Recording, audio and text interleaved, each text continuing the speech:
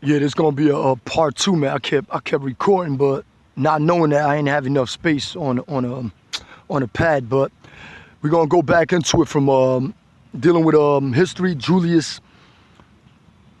Alex Julius Alexander. What's his name again?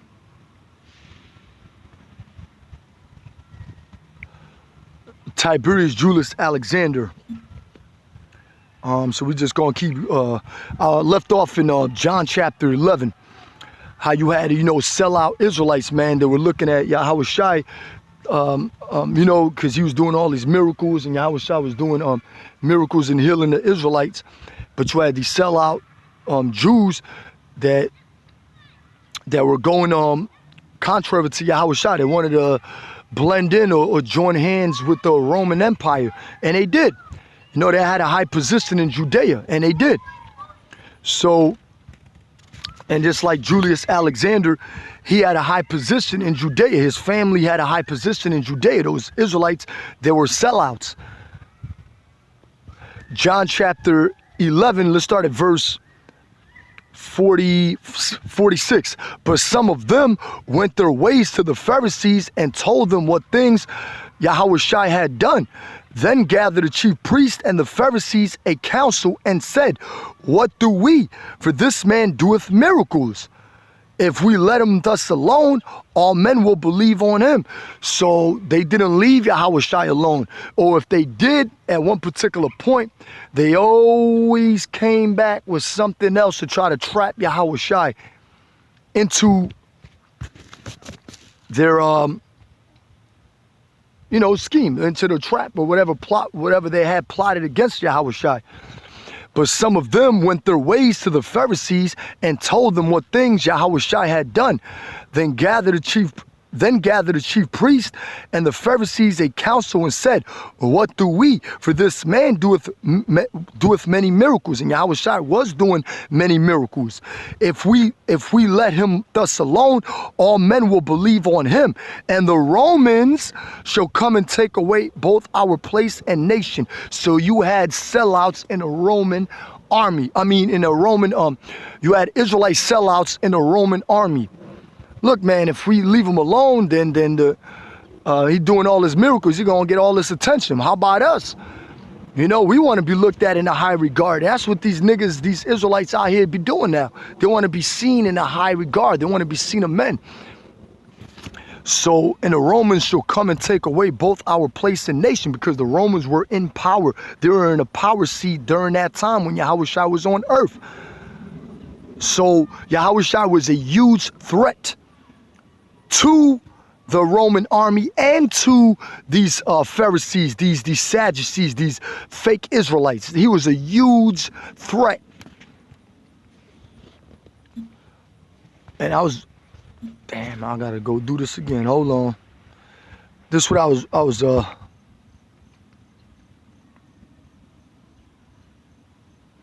where I'll leave off at. I believe his brother had married into the Jewish royal family of Judea, right? But anyway, I forgot. It's part 2, so I actually forgot where while he did not officially convert to paganism simply by fighting in the Roman army and participating in the Roman administration of the ancient world, he cut his ties with his Israelite roots. So he said, look, man, I ain't no Israelite, man. I'm a Roman. According to historian Martin Goodman, in his study of Rome and Jerusalem, the Roman elite ignored Tiberius' Jewish origins, and he was treated as a Roman and not a Jew. So the Romans were like, man, look, man, you ain't one of them, man. You ain't no Israelite. You one of us. You part of us now. You ain't one of them. But by blood, Tiberius Julius Alexander was an Israelite by blood. He wasn't no Edomite. He wasn't no Roman. The Roman elite ignored Tiberius' Jewish origins, and he was treated as a Roman and not a Jew. Now, when you go to 2 Maccabees, you had Israelites back then that couldn't call themselves Jews. It wasn't permitted for them to call themselves Jews underneath Antiochus Epiphanes IV or these Greek kings that were ruling at that time. It wasn't permitted to call themselves Israelites or Jews, because the people that were living around that region, around the Mediterranean were mostly of the southern kingdom, but you had a sprinkling of the northern kingdom. So let's go into 2 Maccabees chapter 6. Let's start at verse 3. The coming in of this mischief was sore and grievous to the people, for the temple was filled with riot and reveling by the Gentiles. These Gentiles are speaking about natural Gentiles or non-Israelite people who dally with harlots and had to do with women within a circuit of the holy places. And besides that, brought in things that were not lawful. You're right, pork, swine, my brother, crab, shrimp, lobster, unclean foods, which is against the Bible, which you're not supposed to put that stuff in your body. You're not supposed to intake that. It says here, and besides that, brought in things that were not lawful. So whatever type of abomination they brought into that temple, into the temple in Jerusalem, it wasn't lawful. The altar was filled with profane things. The altar also was filled with profane things, which the law forbiddeth. Neither was it lawful for a man to keep Sabbath days or ancient fasts, or to profess himself at all to be a Jew. So this happened with the Greeks and it happened with the Romans. It wasn't lawful for you to call yourself an Israelite, a Jew. Oh, I'm from the tribe of Judah. Yeah, man, let them Greeks hear you say I'm from the tribe of Judah. They'll fucking murder you. They'll butcher you. And that's what happened during the time of the Greeks, as well as during the time of the Romans. The Romans also had that spirit on them, like, don't call yourself that. Right now, at this point, right now you're fighting in the Roman Empire, so act like a Roman. Don't act like no Israelite. And sure enough, Tiberius Julius Alexander was a sellout.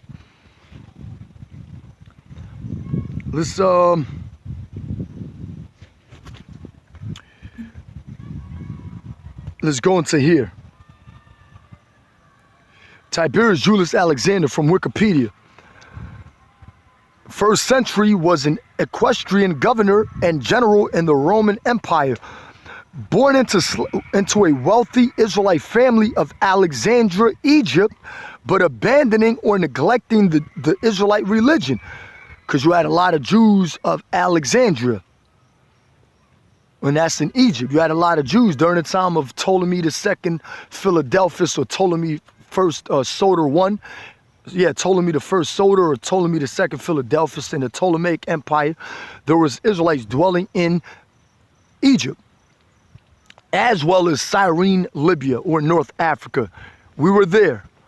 Now we're all over the place. We're scattered throughout the four corners of the earth. We're all over the place. Born into a wealthy Israelite family of Alexandria, by abandoning or neglecting the Israelite religion, he rose to become, the word religion just means worship. That's what it means. He rose to become procurator of Judea under Claudius. While prefect of Egypt, he employed his legions against the Alexandrian Jews in a brutal response to ethnic violence. So not only did it with the Israelites during the time of the besieging of Jerusalem in 70 AD, he also did it in Alexandria against the Alexandrian Jews, the Israelites that were living in Alexandria, Egypt. He did that back then, and he did it with underneath the Romans. He went against his people. Matter of fact, ethnic violence, right? Meaning he went against himself. Salaki for the video cutting off, but I had brought out so many other, it happens. Deuteronomy chapter 28, I went into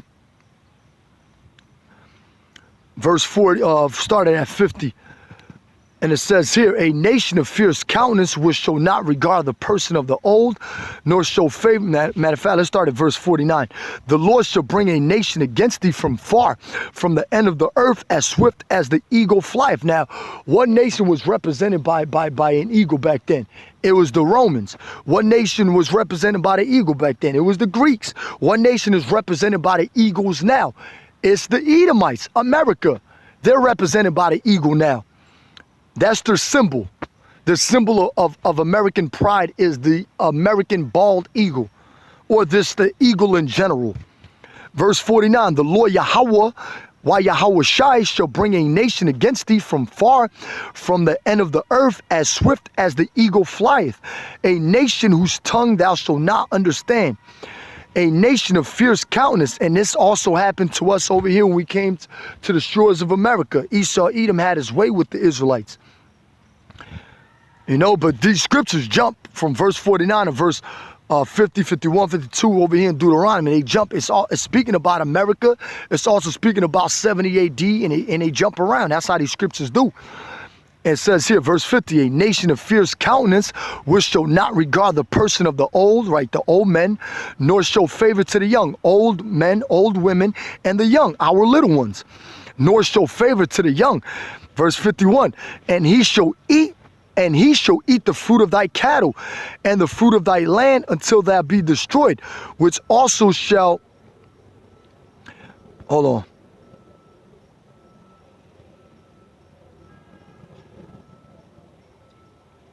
Which also shall not leave thee either corn, wine, or oil, or the increase of thy kind, or flocks of thy sheep, until he have destroyed thee, and he shall besiege thee in all thy gates. So that's what happened during 70 AD in the ransacking of Jerusalem. They came in like an eagle. They came in with them talons, looking to snatch you out of there, to devour you. And that's exactly what Esau Edom has done to our people.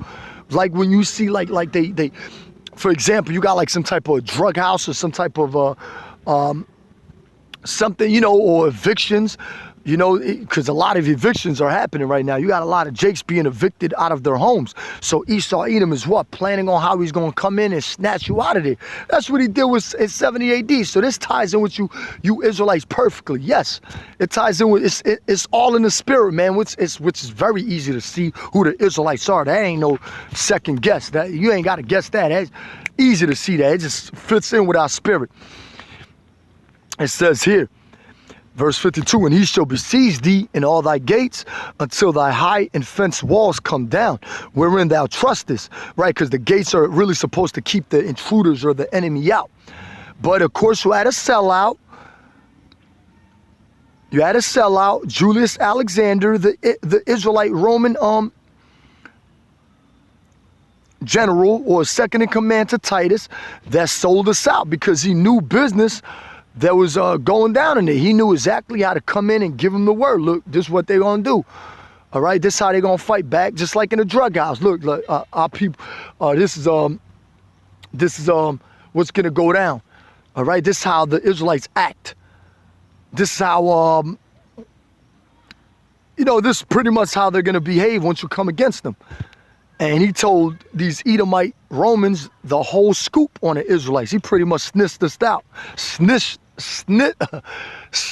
us out. That's what he did. He snitched us out.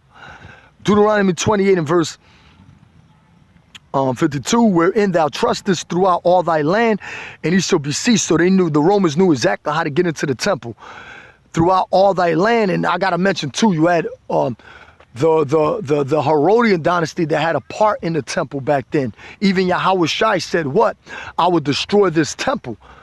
Because the disciples were looking at the temple like, man, look at this masterpiece. Look at this wonderful place. And Yahweh Shai said, nah, this temple going down. No, and the Jews back then took offense to it. He's like, look, he said he's going to destroy the temple. He like, and you had a lot of Israelites that said, nah, man. Nah, fuck that. We got to take Yahweh Shai out. And he shall besiege thee in all thy gates until thy high and fenced walls come down, wherein thou trustest throughout all thy land. And he shall besiege thee in all thy gates throughout all thy land, which the Lord thy power hath given thee. And that's exactly what the Romans did in 70 AD. You can find 70 AD written in Daniel's 9. Daniel prophesied about it. You can find, I went into the scriptures in Matthew 24, Yahweh Shai prophesied about the fall of of Jerusalem in 70 AD. Yahweh Shai clearly prophesied about that, and it happened. Wherein thou trustest throughout all thy land, wherein thou trustest throughout all thy land. And he shall besiege thee in all thy gates throughout all thy land, which the Lord thy power hath given thee. And thou shalt eat the fruit of thine own body. the flesh of thy sons and of thy daughters, right? You had Israelites eating their own sons and daughters. That was literally happening back then for a want of food. That's called starvation. Because when you're cornered off, you ain't got nowhere to run to. You're going to do whatever you can by all means necessary to fill your belly. By all means necessary to sustain yourself. And they did it by eating their own children. And that's a fact. So what you think is going to happen now in these times? And this place is even worse. This place, what's going to happen to America, or you Israelites here in America and throughout the whole world, is going to be, we're really mainly here in America, is going to be worse than what happened in 70 AD. And we could guarantee that. That's a fact. And he shall besiege thee, then shall they know a prophet has been among them. Ezekiel 33 and 33. We guarantee you that. How about that?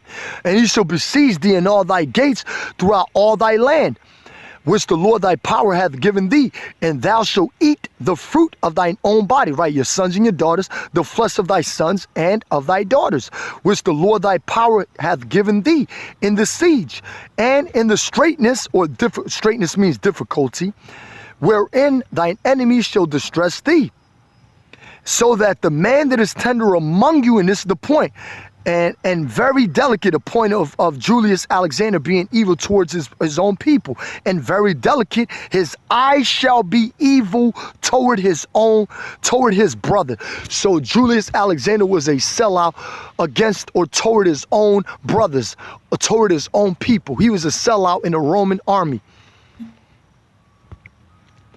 So it says here, while prefect of Egypt, 66 to 69 AD, he employed his legions against the Alexandrian Jews. So this demon was at his own people, left and right. Fuck it, I'm going to get this man, I'm going to get that man. That's what he was doing.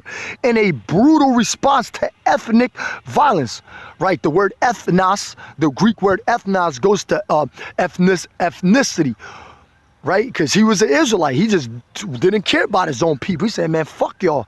I don't care about y'all. As long as he could get that Judas purse, he did it. As long as he could get that money, just like a lot of you Israelite niggas do in this society, and are still doing it, and are going to continue to do, to sell what? The men of the Lord out. You're going to continue to do it. He's like, they don't care about none of us. Oh, they was just bums, the Bumites, the Bumite camps, right? It says here, and was instrumental in the Emperor Vespasian's rise to power. In 70 AD, he participated in the siege of Jerusalem as Titus' second in command. So he's Titus's second in command. He became the most powerful Jew of his age and is ranked as one of the most prominent Jews in military history. So this demon was a sellout, and you can read more about him in the early life career until 63, prefecture of Egypt, siege of Jerusalem, on and on. So that was just a brief history on him, and how much more can you go into? You know, yeah, brothers could do that, but how deep are you gonna go into a video dealing with certain topics? It's just not, there's no need to do that. As long as you bring out the points, bring out certain scriptures, done. That's it. Let those that are interested in wanting to know more about Tiberius Julius Alexander go into it more. That's it. But it's too much to go into, but we're just bringing out the facts, and that's what happened with this demon, Tiberius Julius Alexander, and what's going to happen to America and the Israelites in America during these times. And it's a fact. And with that, I'd like to give all praises, glory, and honor to Yahweh Ba'ashem, Yahweh Shai, Ba'ashem, Waharakak Wadash, and Shalom.